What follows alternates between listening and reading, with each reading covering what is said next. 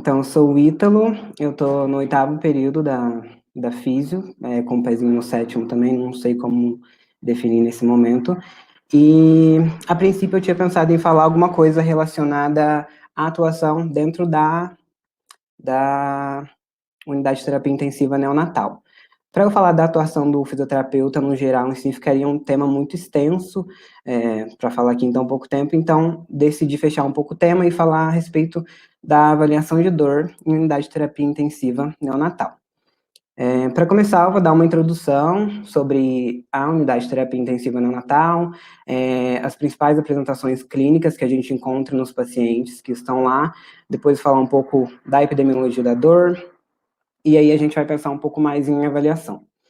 Então, a UTI neonatal vai ser um serviço hospitalar que está voltado para atender recém-nascidos em estado grave ou com um alto risco de morte. E um dos principais fatores que levam essas crianças a irem parar na UTI neonatal é a prematuridade, né? Que aí vai estar relacionada à imaturidade de diversos sistemas, principalmente o sistema respiratório, que a gente vê muitas complicações. Mas não só os prematuros vão para a UTI, a gente também encontra recém-nascidos a termo, que podem apresentar malformações, por exemplo, e vão precisar de algum suporte. Mas aqui falando das principais apresentações clínicas dentro da UTI neonatal, então a gente encontra crianças em necessidade de ventilação mecânica, em fase aguda de insuficiência respiratória, crianças com idade gestacional extremamente baixa.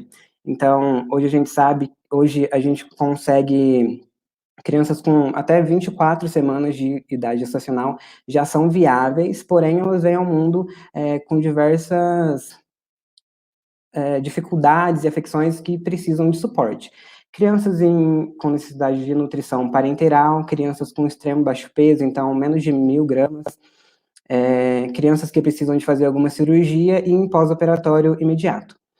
Aqui alguns termos para a gente ficar por dentro durante toda a palestra. Então, o neonato vai ser o bebê considerado desde o nascimento até o seu 28º dia de vida, e o neonato pré-termo, ou aqueles prematuros, são aquelas crianças que nascem antes de completar as 37 semanas completas de gestação. E a gente consegue ver que essas crianças que estão dentro da UTI neonatal, então, uma associação, e são submetidas a um grande número de procedimentos invasivos que causam dor diariamente. E tem uma relação entre as crianças mais prematuras, mais imaturas, e uma maior taxa de procedimentos dolorosos que elas vão sofrer. Então, a gente tem, hoje em dia, uma melhora da tecnologia, de terapêuticas na área de saúde, na área médica, porém essas mesmas práticas que melhoram as taxas de sobrevida e possibilitam esse aumento dessa taxa em crianças com idade gestacional extremamente baixa, estão relacionadas a diversos procedimentos dolorosos e estressantes que vão ser realizados diariamente nessas crianças. E aqui nesse slide eu cito a punção venosa, a punção de calcanhar, catéter intravenoso, que são procedimentos ali do cotidiano da UTI. Aqui eu trouxe um pedaço só de uma tabela, de um artigo que eu achei que buscava avaliar na percepção dos profissionais o que eles achavam a respeito dos procedimentos, se eles classificavam como dolorosos, estressantes ou procedimentos que possivelmente não causariam dor. E eu trouxe só essa listagem de procedimentos para a gente ter uma representação visual da quantidade de procedimentos que essas crianças podem ser submetidas. Então, vai desde exame de fundo de olho, o pós-operatório, intubação traqueal, aspiração, sondagem gástrica. E aí, aqui para baixo também tem outros procedimentos, como medidas antropométricas e banho, que não necessariamente são dolorosos, né? Mas como a gente fala de crianças prematuras, a gente tem que lembrar que e frágeis, a gente tem que lembrar que qualquer mobilização ali no leito pode levar a um desarranjo fisiológico e associado à questão da dor, do estresse, pode só aumentar essa sensação. Aqui um estudo a respeito da epidemiologia desses procedimentos dolorosos realizados dentro da UTI. Então, eles reuniram um total de 18 estudos, e com 6 estudos, com tempo de observação mais ou menos parecido, eles chegaram a uma média de que essas crianças passam por mais ou menos 7,5 a mais de 17 procedimentos invasivos diariamente. E os mais comuns, nessa ordem, seriam a punção de calcanhar, a aspiração, a punção venosa e a inserção de catéter venoso periférico. Outra coisa interessante que esse estudo traz para a gente é que existe uma relação entre as crianças com menor idade gestacional, crianças com mais baixo peso e aquelas que necessitam de qualquer tipo de suporte ventilatório, então, desde ventilação mecânica, ventilação não invasiva, ou alguma suplementação de oxigênio, tem uma relação entre essas crianças mais frágeis e uma maior quantidade de procedimentos aos quais elas são submetidas. E também existe uma relação entre esses procedimentos dolorosos, a frequência e a severidade da doença. Então, se a gente tem uma criança que tem um maior comprometimento neurológico ou do sistema respiratório, é normal a gente esperar que elas passem por mais procedimentos invasivos e dolorosos diariamente. Como a gente está falando de dor, achei essencial trazer a definição de dor que a gente tem mais aceita por aí na literatura, né? E ela é da Associação Internacional para o Estudo da Dor. Ela vem lá de 79 e é classificada como uma experiência sensitiva e emocional desagradável associada a uma lesão tecidual real, potencial ou descrita nos termos de tal lesão.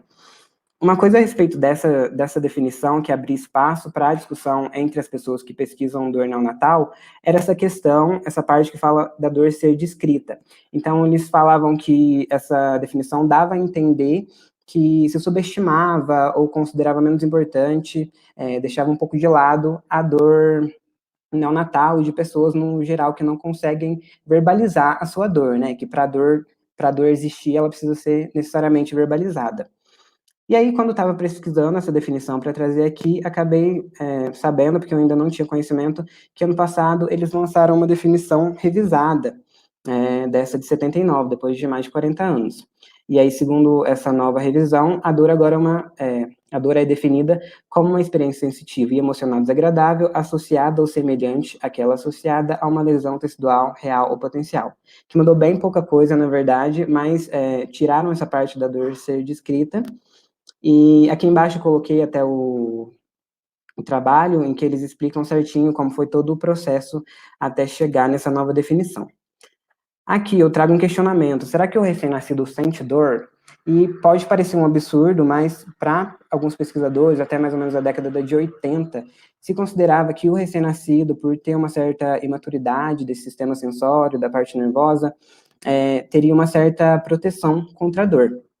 Só que nos últimos 30 anos surgiu um grande interesse nessa área de estudo da dor neonatal, e esses estudos, que são muitos, trazem para a gente que sim, o recém-nascido possui todas as condições, tanto neuroquímicas, anatômicas e funcionais, então pelo menos desse ponto de vista fisiológico, de tanto perceber, integrar e oferecer para a gente respostas de que ele está sentindo dor.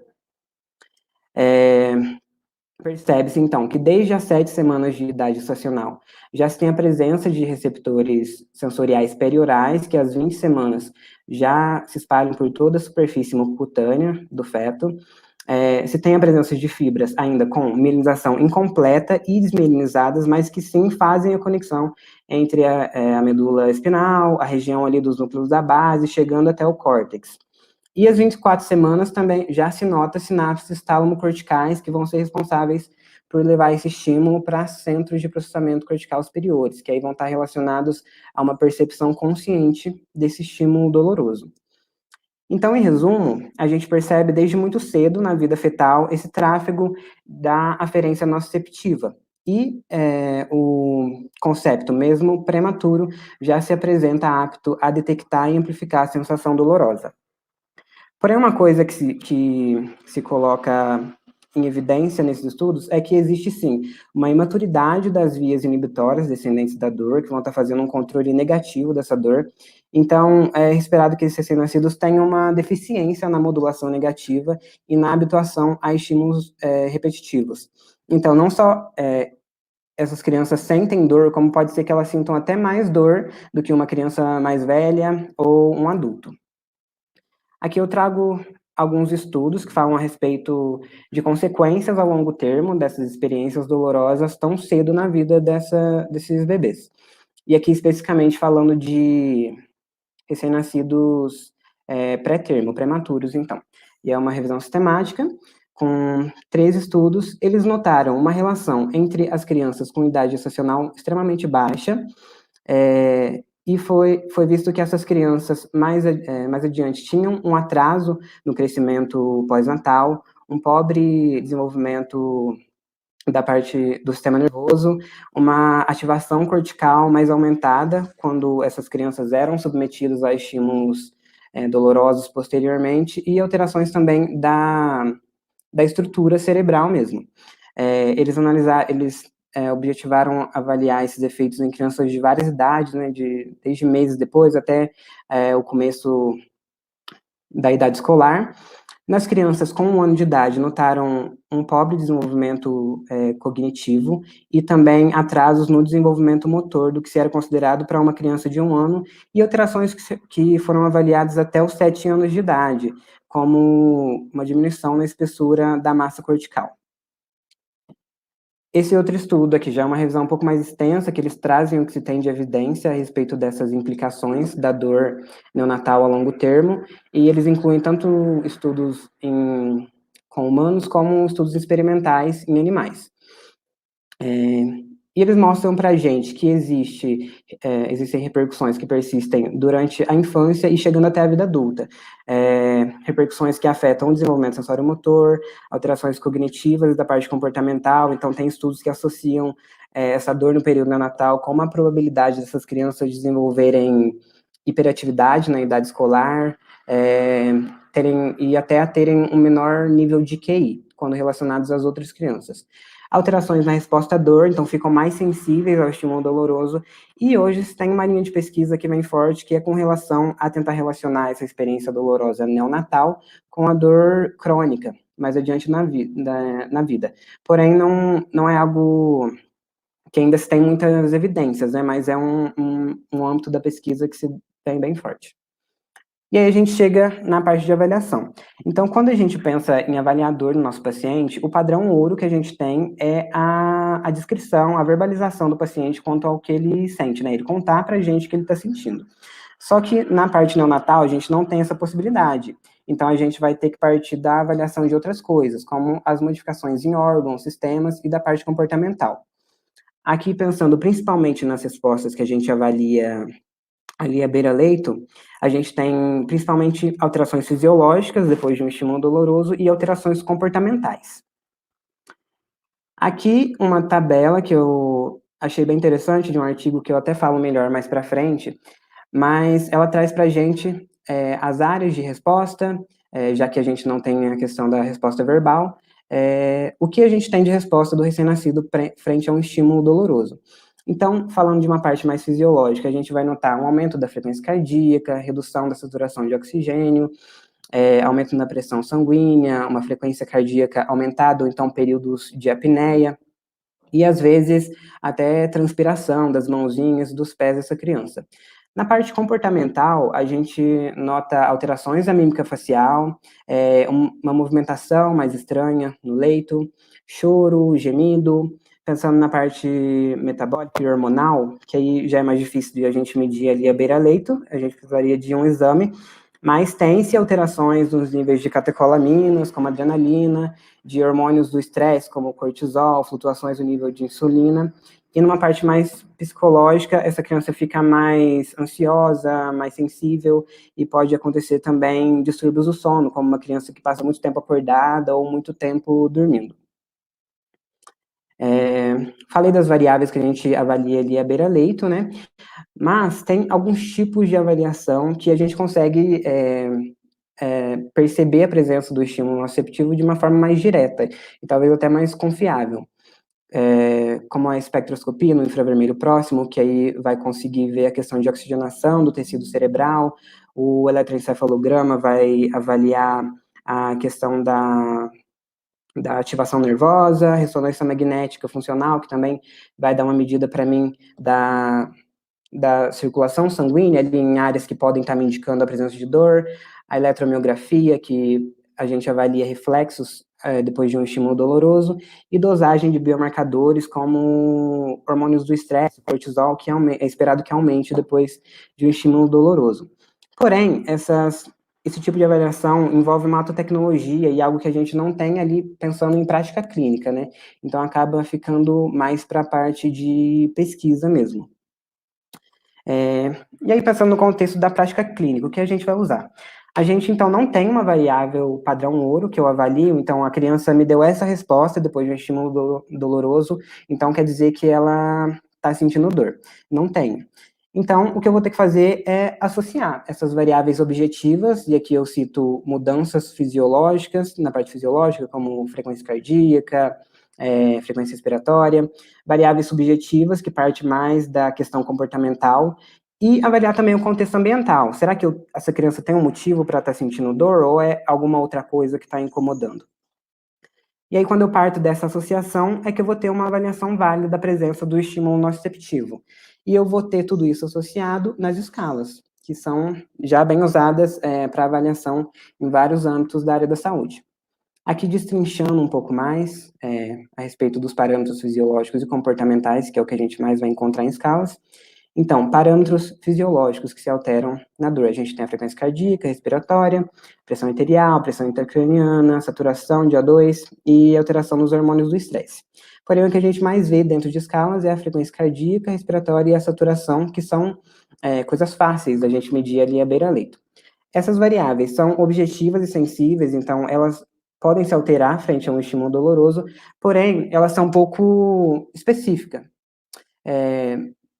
Não necessariamente a mudança nelas me indica um estímulo doloroso. Elas podem alterar frente a várias situações. Então, um recém-nascido que está com febre, que está com alguma sepse, alguma infecção. E aí, até por isso, serem pouco específicas, eu vou ter que associar a mudanças no comportamento dessa criança. E variáveis comportamentais, eu começo citando o choro, que é o método primário de comunicação de um recém-nascido, que vai indicar para o cuidador que tem alguma coisa errada. Porém, também é um método, é uma variável um pouco específica, então o recém-nascido não chora só quando ele está com dor, e também acontece de grande parte dessas crianças não necessariamente chorarem quando elas estão sentindo dor, principalmente aqueles muito prematuros, que já é esperado eu obter uma menor resposta frente a um estímulo doloroso. Porém, o fato de eles não me darem grandes respostas não quer dizer que eles não estejam sentindo dor, só que eles têm menos possibilidade de responder a esse estímulo. E, devido a essa pouca especificidade, então eu vou ter que também analisar num contexto global e associado a outras medidas. A atividade motora, então, um bebê que está com dor, eu vou esperar movimentos de arqueamento do tórax, movimentos de extensão, flexão das extremidades, tudo isso também vou notar associado a uma maior rigidez. Porém, também é uma variável que eu preciso associar a outras. E por último, a mímica facial. Então, a criança que está com dor, eu vou notar que ela vai ficar com o fronte mais saliente, as sobrancelhas mais aproximadas e abaixadas, os olhos bem firmemente fechados, bochechas elevadas, uma boca aberta. E ela é considerada até uma variável um pouco mais específica, e eu tenho até escalas que avaliam especificamente só essas mudanças na mímica facial para avaliar a dor. Então, a gente já percebeu que o que a gente vai usar ali na prática clínica, que é mais acessível, são as escalas. Aqui eu trouxe 5 escalas que eu achei que foram bem recorrentes na minha pesquisa, para a gente ter uma noção de como elas funcionam, porque a gente tem escalas para avaliar diferentes tipos de dor, algumas avaliam só o bebê prematuro, e aí eu queria dar mais essa visão mesmo. Então, essa aqui é a NFCS, Sistema de Codificação Facial Neonatal, e ela é muito fácil para avaliar a dor no neonato. Então, basicamente, vou avaliar as expressões faciais, se ele está com fronte saliente, olhos espremidos, entre outras coisas. Vou anotar ausente, presente, verificar a minha pontuação, e aí eu vou ter a minha avaliação. Ela é validada para verificar dor aguda e prolongada e dor pós-operatória, tanto no recém-nascido a termo quanto prematuro, e uma pontuação maior de 3 me indica dor e necessidade de alguma analgesia. Tem a PIP, perfil de dor do prematuro, essa é uma versão revisada, porque ela tinha uma versão anterior, e essa sofreu algumas alterações. Ela é validada para avaliar dor após procedimentos agudos, então procedimentos corriqueiros na UTI, e pós-operatória, em recém-nascido pré-termo ou a termo. Então, basicamente, eu vou chegar do lado da criança, vou anotar a frequência cardíaca basal, a saturação basal, e aí, depois da aplicação do procedimento doloroso, eu vou observar essa criança por mais algum tempo e notar as modificações nesses parâmetros. Também vou avaliar a questão de mímica facial, e essa escala também pontua a idade gestacional, que, como eu falei, crianças prematuras é esperado ter uma menor resposta, mas não quer dizer que elas não estejam sentindo dor. E o estado de alerta também. Aqui tem a NPAS, que já é uma escala que avalia tanto dor quanto sedação, e aí eu vou avaliar a dor e a sedação quanto aos mesmos 5 critérios.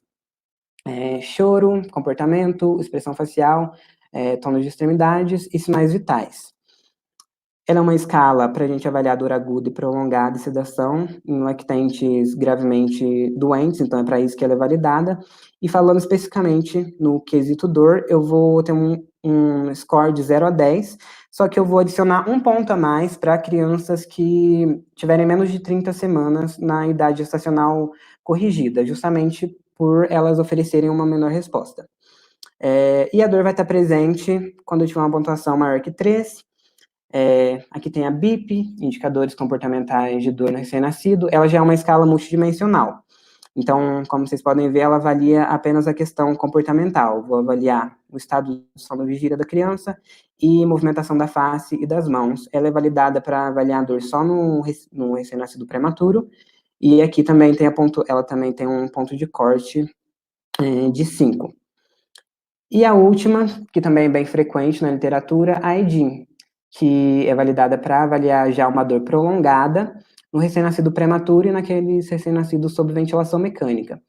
Então, eu também avalio atividade facial, movimento corporal, qualidade do sono, e duas variáveis mais diferentes, que a gente não vê em qualquer escala, essa questão de contato da criança com a enfermagem, desde se ele está atento à voz, até se não há nenhum tipo de contato, e se ele geme, a manipulação, e se é um bebê consolável, né, porque tem crianças que são inconsoláveis, não importa o que você faça, elas não se acalmam, não param de chorar. Aqui eu trago como referência um documento da Academia Americana de Pediatria que eu usei para fazer uma boa base dessa apresentação. E esse documento traz para a gente recomendações a respeito da avaliação, do manejo da dor neonatal. E nele, eles indicam que apenas 5 escalas tinham sido submetidas a rigorosos testes psicométricos até esse ano de 2016, que foi a última atualização desse documento. Testes psicométricos são testes para a gente verificar a qualidade dessas escalas, basicamente, né, para verificar se elas realmente são válidas para avaliar aquilo que a gente tem um objetivo. E essas 5 escalas que eles recomendam são, então, a NFCS, a PIP, a NPAS e a BIP, que a gente já viu aí para trás. E tem também essa APN, que foi uma escala que foi originalmente validada no francês. Ela avalia dor aguda em neonatos, porém eu não consegui trazer o modelo dela aqui em português, não sei se existe uma validação em português, mas eu só consegui achar a versão em inglês, né? Então, acredito que não exista uma validação. Se tiver, eu até peço perdão, mas realmente não consegui. E aqui, começa a trazer os artigos a respeito da avaliação de dor. Esse aqui objetivou fazer uma revisão sistemática de escalas de dor e sedação nessa população neonatal e numa população pediátrica no estágio antes do desenvolvimento da fala, num estágio pré-verbal. Então, crianças ali até uns 2 anos que ainda não conseguem expressar a sua dor na fala, né? Então, o objetivo foi oferecer para a gente uma visão global da validade e da confiabilidade dessas escalas para avaliação de dor e sedação. Eles conseguiram unir um total de 89 artigos de validação dessas escalas e que abrangiam um total de 65 escalas. Aqui falando da nossa população de interesse, que são os neonatos, então 37 delas eram validadas para pré-termos e 24 tanto para crianças a termo e pré-termo. Um outro resultado interessante foi que eles viram que as variáveis mais comumente avaliadas eram a mímica facial, a atividade motora e o choro, e a combinação dessas 3 eram as mais comuns de se ver dentro de uma escala para avaliação de dor e sedação, e como a gente pode ver, são todas variáveis comportamentais.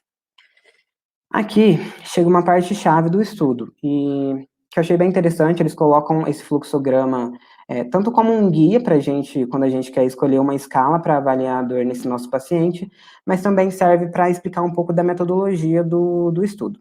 E é para isso que eu vou usar ela agora. Então, o objetivo deles era encontrar escalas que avaliassem dor e sedação para a população pré-termo, crianças a termo, e crianças, esse toddler seria crianças um pouquinho mais velhas, que não se encaixam na categoria neonatal, né, mas antes de atingir a fala.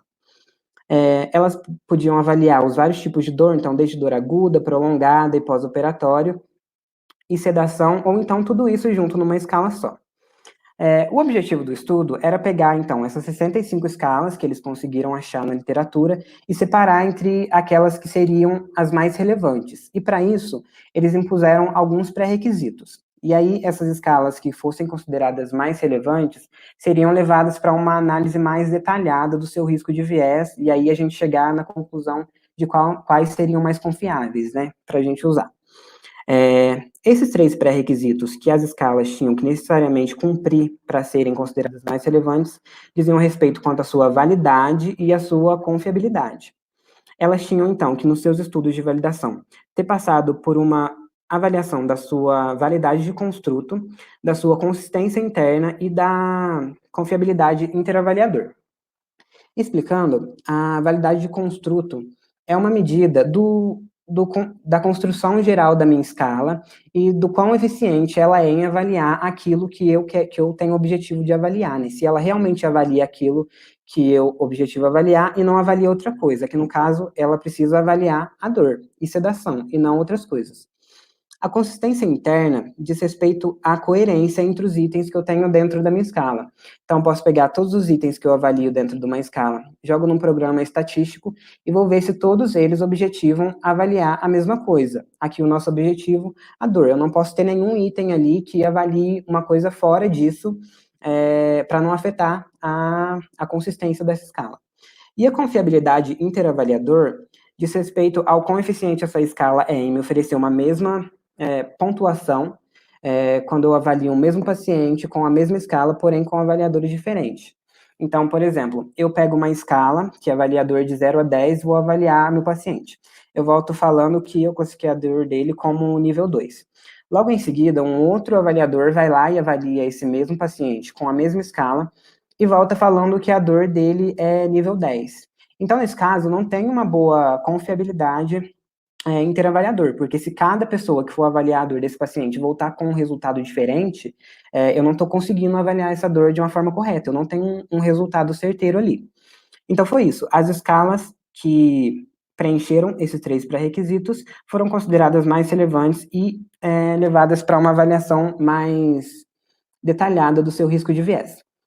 Essa tabela que eu trouxe aqui, na verdade, ela era bem mais extensa, trazia 28 escalas que preencheram os requisitos, porém aqui eu trouxe só as 5 que são indicadas lá pela Academia Americana de Pediatria, para a gente fazer um paralelo, né, se realmente essas escalas, então, seriam confiáveis para a gente aplicar na nossa prática. Então, aqui, marcado em rosa, eu tenho o nome das escalas. Essa cabecinha amarela aqui significa que são escalas que avaliam unicamente a parte comportamental, e se tiver esses pontinhos vermelhos com os riscos, quer dizer que são multidimensionais, então avaliam tanto mudanças fisiológicas quanto comportamentais. Aqui nessa primeira coluna, eu tenho a população de interesse, que essas escalas abrangem, então se é pré-termo, se são crianças a termo, ou crianças um pouco mais velhas. Se está vermelho, significa que não é para essa população, e verde sim. Aqui eu tenho o tipo de avaliação que ela faz, então se é para dor aguda, prolongada, dor pós-operatória e sedação. E aqui eu tenho a avaliação do risco de viés, que foi feita com essa ferramenta chamada COSMIN, que basicamente ela tem a função de avaliar a qualidade de ferramentas para avaliação dentro da área de saúde. Então, como a gente pode ver, 3 das escalas indicadas pela Academia Americana de Pediatria, que estão aqui em verdinho, elas foram consideradas como tendo um baixo risco de viés, então a gente pode considerar que elas seriam mais relevantes, mais confiáveis para utilização, e 2 escalas, portanto, no entanto, tiveram um risco de viés um pouco mais alto. A BIP foi considerado como tendo um risco de viés moderado, e eles justificam que foi porque ela avaliou apenas uma pequena quantidade de crianças de baixa idade gestacional nos estudos de validação dessa escala, né? E ela é validada para avaliação de dor aguda exclusivamente em pré-termos. E também ela foi validada contra uma outra escala para avaliação de dor aguda, que é a NIPS, que não configura um critério padrão. Então, a gente não tem uma escala padrão ouro para avaliação de dor em neonatologia. Logo, eu não posso jogar duas escalas, comparar duas escalas uma com a outra, no sentido de tentar avaliar a escala que eu quero, porque eu não tenho esse padrão ouro para confirmar. E a APN foi uma escala considerada como tendo um alto risco de viés, mas não porque talvez ela tenha sido mal validada nesses estudos, mas porque a maioria dos estudos eram em francês, porque ela foi originalmente validada em francês, então impossibilitou eles de destrincharem toda a literatura ao redor dela, e eles só incluíram estudos em inglês. As escalas consideradas com menor risco de viés, que eu não trouxe aqui na tabela, mas eu trago aqui, são a Comfort, a ED, que não mostrei, a EDIN, que a gente já viu lá atrás, a Evendol, que é mais para um público, se eu não me engano, mais para crianças um pouco mais velhas, então não entra tanto aqui, e a NFCS, a NPAS e a PIP, que são recomendações lá da Academia Americana de Pediatria. E aqui eu trago o restinho daquele fluxograma que eu mostrei lá atrás, só que agora eu quero mais raciocinar num sentido de como a gente deve escolher essas escalas, então. Então, a princípio, a gente tem que pensar na população de interesse que eu quero avaliar a dor, então, se são crianças pré-termo, se são a termo, tenho que pensar no tipo de dor que eu quero avaliar, se é dor aguda, pós-operatória, uma dor mais prolongada, e aí depois eu vou verificar se são escalas validadas na literatura para aquele tipo de dor que eu quero avaliar, né? E aqui, mas no final, eu vou verificar também se essas escalas têm bons pontos de corte, porque é essencial eu saber a partir de que pontuação essa criança apresenta dor e eu preciso entrar com alguma analgesia, e a partir de que pontuação ela não apresenta dor ou é insignificante. É essencial que essas escalas tenham uma boa tradução transcultural, então eu não posso simplesmente pegar uma escala validada em inglês e traduzir ela, literalmente, cada palavra para o português e achar que está tudo certo. Eu tenho que pensar também numa questão cultural, numa questão linguística, de expressões que talvez sejam melhor entendidas aqui e que façam essa escala ser entendida de uma forma eficiente pelas pessoas para a qual eu trouxe essa escala, né? Preciso de uma equipe bem treinada para usar essa escala em sincronia, de uma forma padrão, e aí depois eu vou aplicar a escala na minha prática e vou ver se ela realmente é viável, se ela é benéfica na minha avaliação de dor. Aqui um outro estudo, que agora fala a respeito do uso de escalas, faz uma revisão do uso de escalas em estudos randomizados. Então, poderiam ser estudos ou que comparassem a utilização de duas escalas, ou que vissem os efeitos de algum tipo de analgesia farmacológica ou não farmacológica, mas tinham que ser estudos com grupos randomizados. Eles acharam, então, um total de 352 estudos, com mais de 29 mil crianças, e nesses estudos foram utilizadas 22 escalas validadas para avaliação de dor, fora outras que não tinham validação, aí eles não incluíram aqui. As escalas usadas mais frequentemente foram a PIP e a NIPS, que é uma outra escala para avaliação de dor aguda, e uma coisa que eles perceberam que foi interessante é que mais de 15% desses estudos usaram escalas que eram inadequadas para avaliar ou o tipo de dor ou para a idade do neonato. E a NIPS, por exemplo, que é uma escala para avaliação exclusivamente de dor aguda, foi a segunda mais usada para avaliar dor contínua e pós-operatório.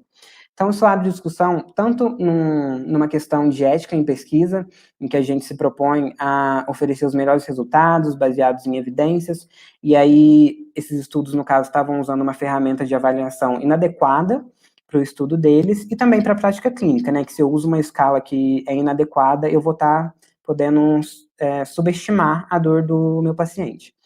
E eles avaliaram também que 91,8% dos estudos eram a respeito de dor procedural, que é a dor ali após procedimentos do dia a dia da UTI, então, aspiração ou após uma punção, e está mais relacionado a uma dor aguda, sendo muito pouco estudos relacionado a uma dor mais prolongada ou uma dor pós-operatória. Isso pode ter afetado, isso com certeza afetou o fato da gente ver mais escalas para avaliação de dor aguda sendo usadas do que outras. E outro achado interessante foi que, apesar de se ter muitas escalas dentro da literatura, em 90% desses estudos foram usadas apenas 6 escalas, que foi a PIP, a NIPS, a NFCS, a APN, a Comfort e a NPAS. A maioria delas a gente já viu aí para trás. E aqui um último estudo nesse tema de escalas, agora pensando em escalas que avaliam a dor em recém-nascidos mecanicamente ventilados. Também é uma revisão sistemática, e vamos ver se será que a gente tem alguma escala mais adequada para avaliar a dor nessa população. Então, a ventilação mecânica é um procedimento de mais longa duração, que vai estar associado a um estresse mais crônico nessas crianças, e o próprio aparato ali da ventilação mecânica dificulta um pouco a minha avaliação, porque eu posso, talvez, perceber menos respostas do recém-nascido frente à minha avaliação. E ainda mais em recém-nascidos prematuros, que eu já espero uma menor resposta. Mais uma vez, isso não quer dizer que eles não sintam dor, apenas que eles têm uma menor possibilidade de responder. Então, eles uniram 12 estudos com neonatos mecanicamente ventilados, e eles perceberam que existem poucas escalas validadas para avaliação de dor nesse neonato mecanicamente ventilado, e não conseguiram reunir evidências suficientes para indicar uma escala acima de outra para avaliação nesse recém-nascido. Porém, por serem escalas validadas e terem sido as mais utilizadas de uma forma eficiente dentro desses estudos, eles inferem que a Comfort e a NPAS, que são duas escalas que avaliam tanto dor quanto sedação, sejam efetivas na avaliação da dor desse recém-nascido mecanicamente ventilado e da dor prolongada, né, que é uma dor que já é uma dor mais associada à ventilação mecânica em si. E aí, quando a gente pensa em uma dor aguda e pós-operatória, a melhor escala para a gente usar seria a PIP. Aqui eu trouxe a Comfort, só para a gente ter uma visão, porque eu já citei bastante ela aí para trás, então, mais uma vez, a gente avalia nível de consciência da criança, calma e agitação, movimento físico, tônus muscular, tensão facial, e duas variáveis, tem duas variáveis que a gente avalia só em situações específicas. Então, a resposta respiratória eu só vou avaliar em pacientes que estão sob ventilação mecânica, e o choro eu só vou avaliar em crianças que estão respirando espontaneamente. Uma questão que eu percebi de comum entre esses estudos e os guidelines de associações internacionais a respeito da dor neonatal é que todos eles indicam para a gente, todos não, mas a maioria, pelo menos, indica para a gente que é essencial a gente introduzir algum tipo de padrão, diretrizes internas dentro de cada UTI neonatal para o manejo dessa dor, para avaliar e tratar de uma forma mais eficiente. E aqui tem esse estudo que eu achei, que fala a respeito da redução de medicamentos para dor e medicamentos sedativos após a implementação de um guideline interno, diretrizes internas dentro de uma UTI para o manejo da dor neonatal. Eles notaram, então, que falando melhor do estudo, né? Eles avaliaram 2 períodos de tempo, então, antes e após a aplicação desse protocolo padrão, e aí notaram uma diminuição na aplicação de opioides e benzodiazepínicos, que são medicamentos destinados à sedação. Observaram uma diminuição na exposição dessas crianças aos opioides, que diminuiu de 62,9% para 32,8%, e eles colocaram como responsável por esses benefícios, por esse sucesso, não só a implementação dessas diretrizes, desse protocolo padrão, mas também a educação dos membros da equipe, que passaram por um processo de treinamento extenso antes da implementação, e a padronização tanto na avaliação e no tratamento. Então, eles tinham uma escala padrão para avaliação da dor, e aí eles tinham padronizado a partir de que pontuação eles entrariam com o manejo farmacológico, e a partir de qual pontuação eles podiam continuar tentando técnicas não farmacológicas para o manejo dessa dor. Importante falar que esse protocolo que eles bolaram foi com a ajuda de uma equipe multiprofissional, que aí a equipe que trabalhava ali na UTI se reuniu para fazer uma revisão do que se tinha de melhor na literatura até o momento e bolaram esse protocolo. E por que, né, é benéfico a gente diminuir essa questão da medicação? Porque esses medicamentos, apesar de terem o seu efeito terapêutico necessário, eles também trazem efeitos colaterais para o recém-nascido, como os opioides podem causar um rebaixamento do sistema respiratório, hipotensão, e entre outras coisas. Então, é interessante quando a gente puder entrar com algum tipo de recurso não farmacológico, né, é sempre mais interessante do que a medicação. E aqui só para, chegando no final, para concluir, então tentei estabelecer algumas ideias chaves que a gente encontra nesses estudos. Com isso tudo, a gente percebe que a avaliação de dor em UTI neonatal ainda é um desafio, né, principalmente envolvendo a dificuldade de diferenciar a dor de outros fatores, que possam estar causando estresse para essa criança. Então é difícil eu diferenciar se a criança está com dor ou se ela está incomodada com o posicionamento ou com alguma outra coisa. Quando eu penso em avaliação, eu tenho que escolher as escalas, me baseando na idade, no tipo de dor da criança e no diagnóstico e na terapêutica que ela está recebendo. Então, se eu estou de frente para uma criança que está sob ventilação mecânica, uma criança que está mais sedada, ou uma criança que está sob ventilação espontânea, eu vou pensar em escalas diferentes, né? Cada caso é um caso. Tem que pensar em ferramentas que sejam confiáveis e validadas dentro da literatura e que sejam aplicáveis e práticas ali dentro da prática clínica. Não adianta eu pegar uma escala muito complexa, mas que a equipe não consiga usar no cotidiano. Essa questão também da implementação de programas de prevenção e manejo com base em evidências e padronizado para que a equipe trabalhe